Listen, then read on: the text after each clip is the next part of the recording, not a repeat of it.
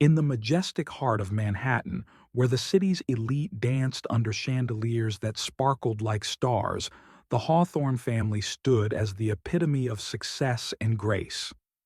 Charles Hawthorne, a titan of the financial world, and Eleanor, his wife, a queen of charity circuits, were pillars of the community. Their children, Adrian, Melissa, and Victoria, had been raised amid luxury and high expectations, destined to continue the family legacy. However, beneath the surface of these glittering appearances, darker secrets lay hidden. It was on a calm autumn evening that Melissa, the youngest and most free-spirited of the Hawthorne siblings, made a discovery that would irrevocably change their lives. While searching for a misplaced literary classic in her father's vast, wood-paneled study, she stumbled upon something unexpected. Hidden beneath a stack of innocuous business documents was a small locked drawer that piqued her curiosity. After a moment's hesitation, she picked the lock with a hairpin, revealing a stack of encrypted emails printed on thick, cream-colored paper.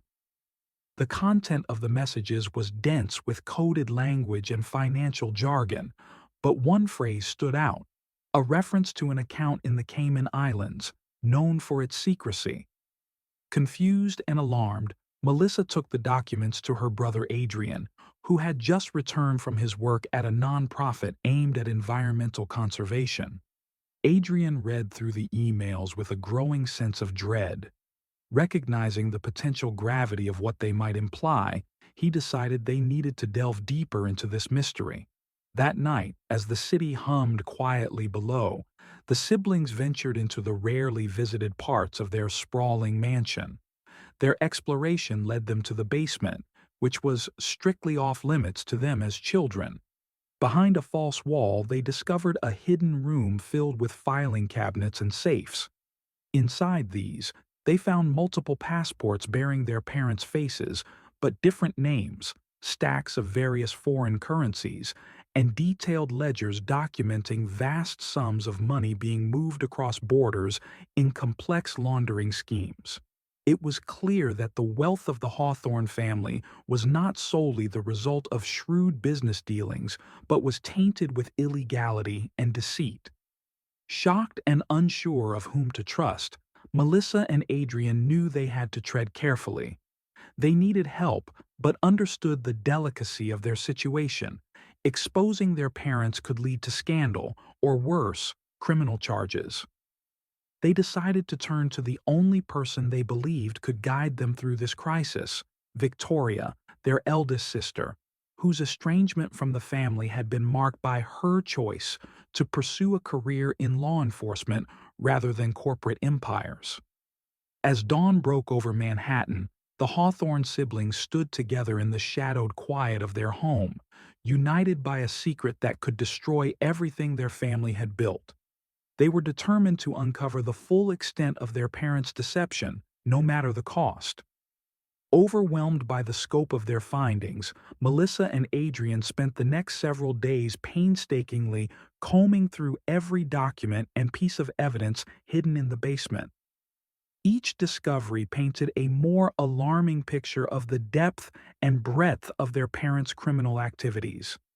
Transactions linked back to dubious companies and offshore accounts hinted at connections with international cartels and corrupt political figures. Determined to understand the full narrative, Adrian suggested they use their technological skills to dig even deeper.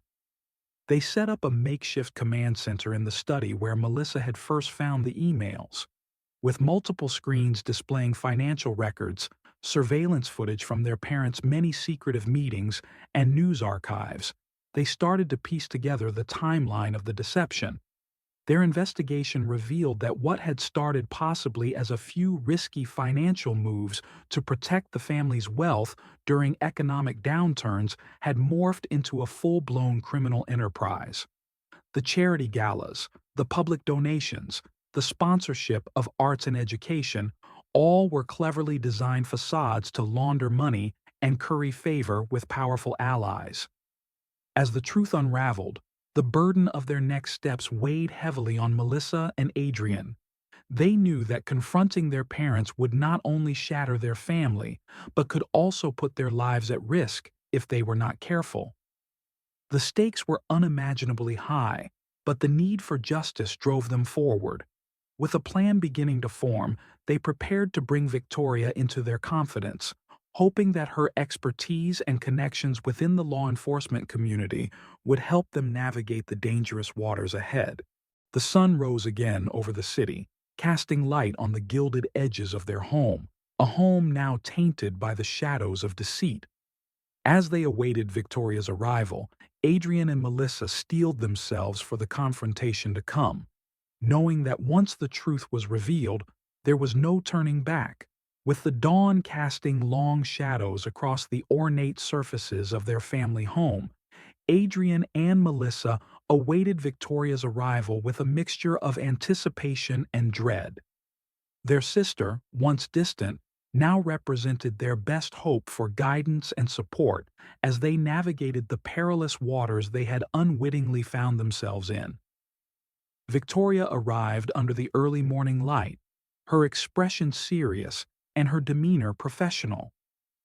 She listened intently as Melissa and Adrian laid out the evidence they had uncovered, her face a mask of concentration that only wavered when the full scope of their parents' deceit became apparent. After reviewing the passports, ledgers, and digital evidence, Victoria set the files down and took a deep breath, the weight of her siblings' trust in her evident in her solemn eyes.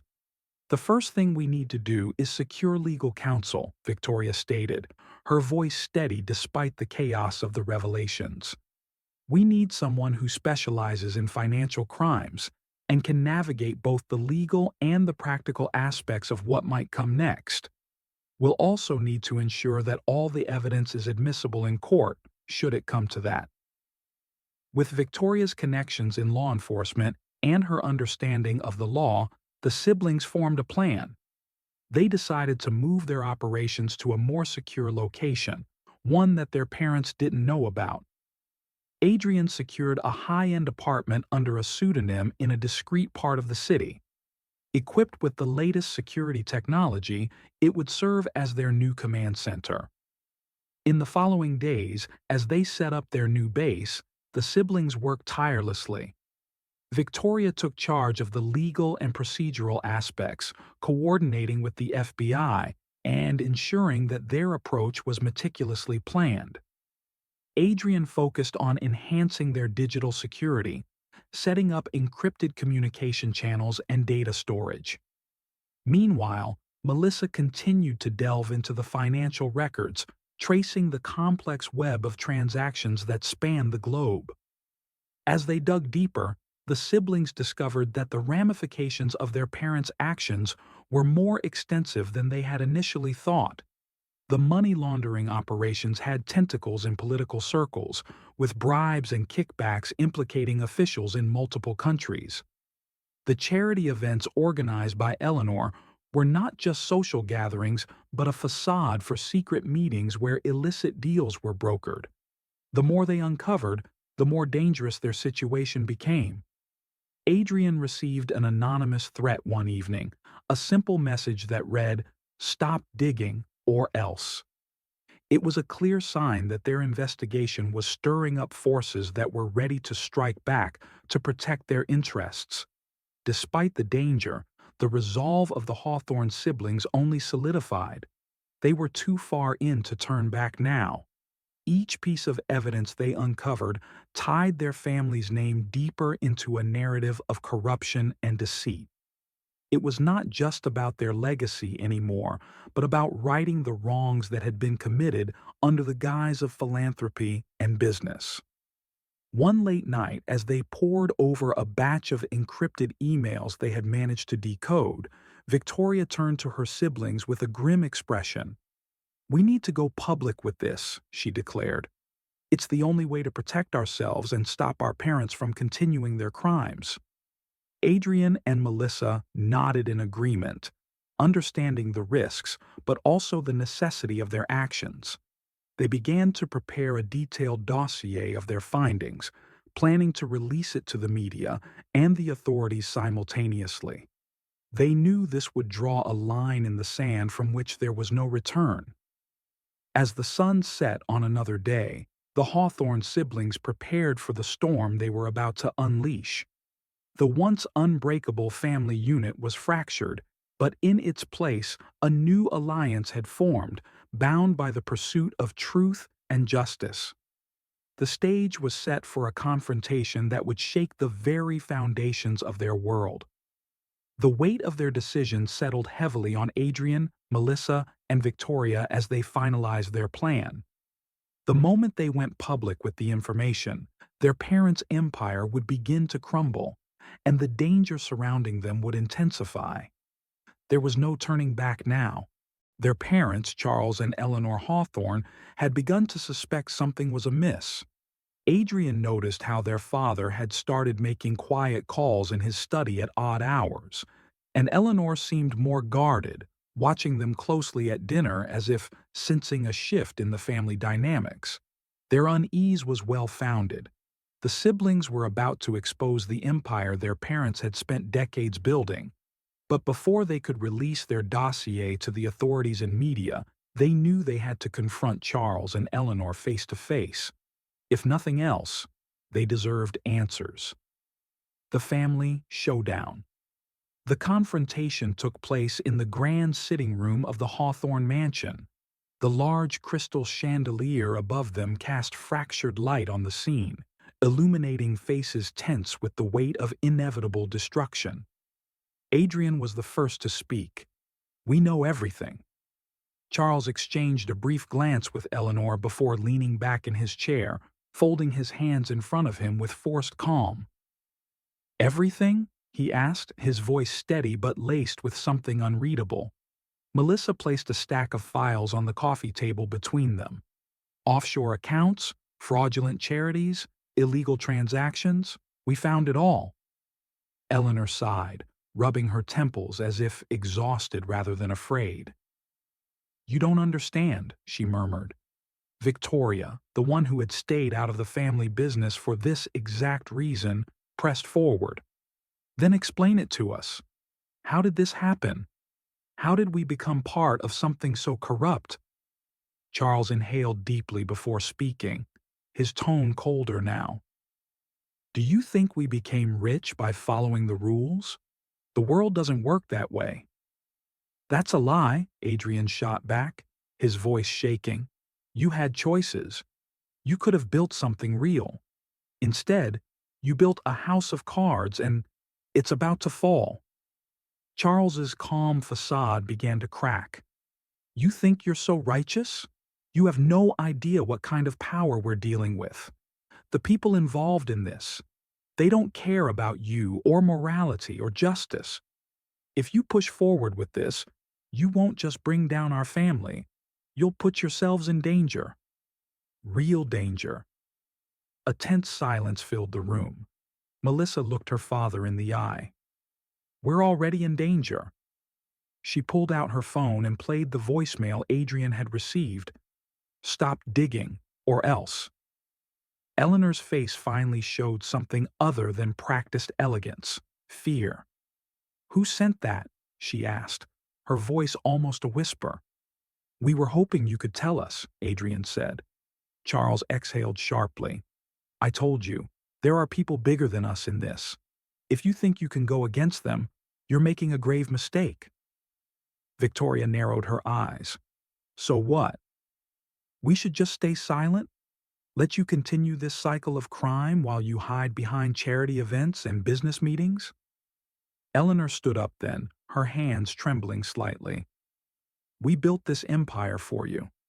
For our family.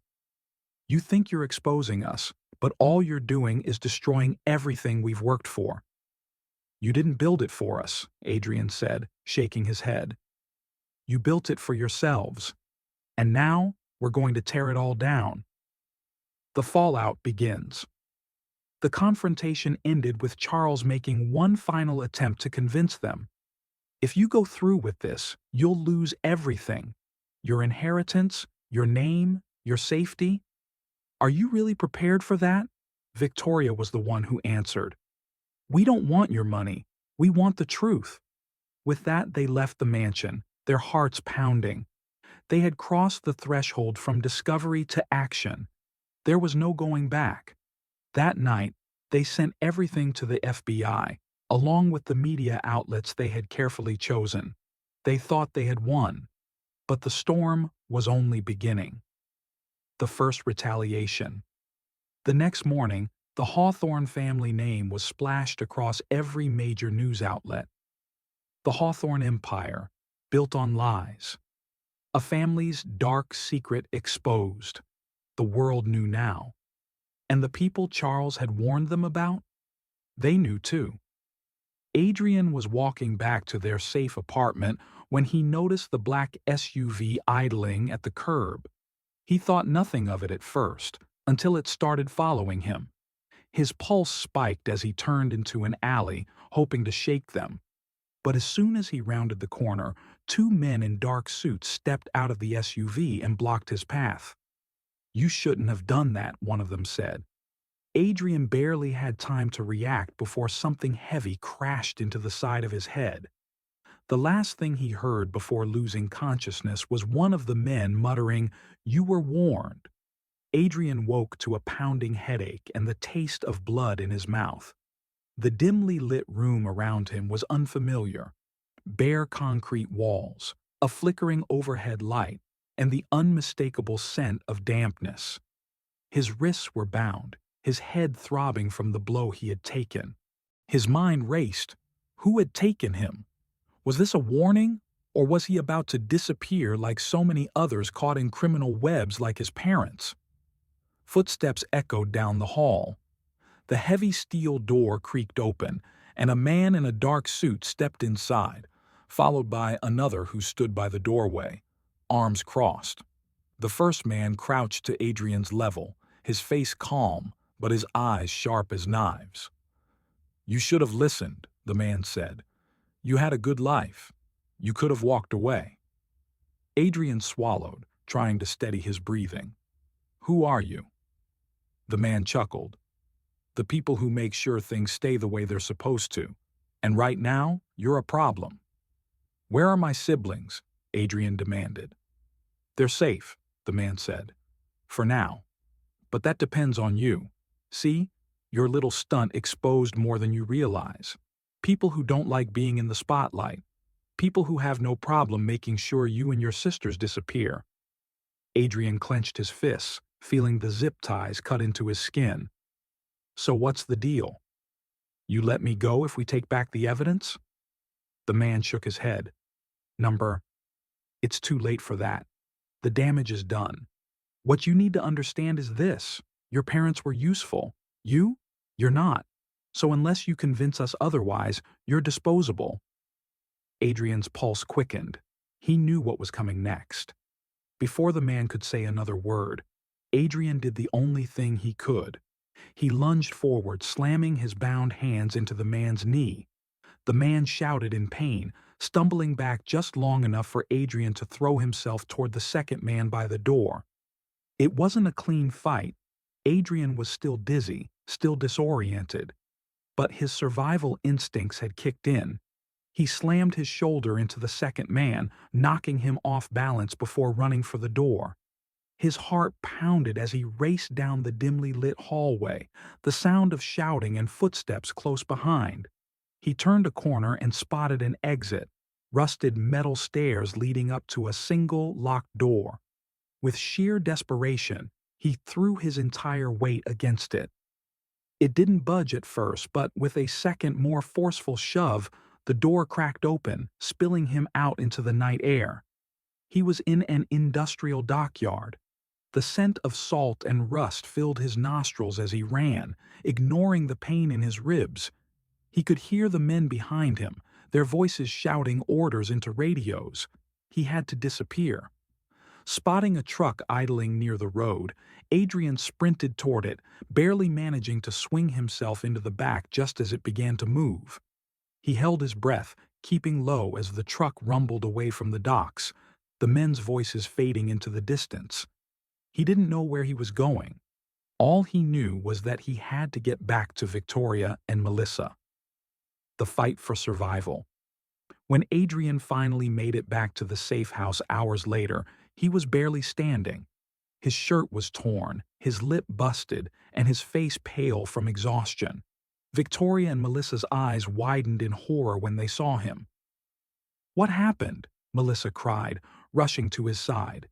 Adrian collapsed into a chair, breathing heavily. "They got to me," he rasped. "They know everything, and they're not just after Mom and Dad anymore. They're after us." Victoria cursed under her breath, pacing the room. "We need to get out of here, now." Melissa, still shaken, asked the question none of them wanted to face. "What if running isn't enough? What if they don't stop until we're dead?" Adrian looked at his sisters, the fear in their eyes mirroring his own. They had started this war, and now there was no way out except to finish it. They had to go on the offensive. They had to bring down not just their parents, but everyone involved. It was time to fight back. The air inside the safe house was thick with tension. Adrian, bruised and battered, sat with his sisters as they pieced together their next move. The rules of the game had changed. It was no longer just about exposing their parents. It was about survival. Victoria, pacing furiously, turned to them. "We can't run forever. They won't stop hunting us. We need to end this." Melissa, still shaken by Adrian's near escape, hesitated. "What if we go to the authorities? The FBI already has the files. Shouldn't they protect us?" Adrian exhaled sharply. "They should, but whoever these people are, they have connections, powerful ones. We need more than just evidence. We need something that can bring them all down in one move." Victoria's eyes narrowed in thought. "Then we find the head of the snake. If we can get proof of who's pulling the strings, we can force the FBI's hand. They won't be able to ignore it." The three siblings stared at each other, knowing the weight of what they were about to do. There was no turning back. The final plan. The key to everything lay in their father's encrypted files. Adrian and Melissa had uncovered enough to expose the Hawthorne empire, but they suspected Charles had deeper secrets, ones he hadn't even trusted to paper. His private laptop. It was always with him, locked in his home office inside the mansion. If there was any remaining evidence of the true masterminds behind this operation, it would be there. The problem? The mansion was now heavily guarded. Their parents had tightened security after the scandal broke, hiring private mercenaries to keep threats, like their own children, out. Victoria checked her watch. "We go in tonight. We move fast, take the laptop, and get out before they realize we're even there." Adrian and Melissa nodded. It was reckless, dangerous, but it was their only chance. The infiltration under the cover of darkness, the three of them approached the mansion from the rear, dressed in black. Victoria, with her law enforcement experience, had mapped out a plan: get in through the staff entrance, bypass the security feeds, and get to their father's office before the guards noticed anything amiss. Melissa picked the lock in seconds. They slipped inside, moving swiftly through the familiar yet alien halls of their childhood home. Everything felt different now. The warmth of the home they had grown up in was gone, replaced by an eerie silence. Victoria signaled for them to stop as a guard walked past the hallway ahead. They pressed themselves against the wall, holding their breath. Once the coast was clear, they hurried forward. Adrian reached the office door, inputting the security code he had memorized years ago. The lock clicked open. Inside, the room was exactly as they remembered it. Except now, it was their father's war room. Maps, financial records, and encrypted notes were spread across the desk. And there, sitting in the center, was Charles Hawthorne's laptop. Melissa was the fastest with tech. She plugged in a hard drive and began copying everything. "We need 5 minutes," she whispered. They didn't have 5 minutes, A voice rang out from behind them. I wondered when you'd come. The final confrontation. Charles Hawthorne stood in the doorway, flanked by two armed guards. His expression was unreadable. Disappointment, anger, maybe even a sliver of regret. Eleanor was behind him, her face pale, her hands shaking.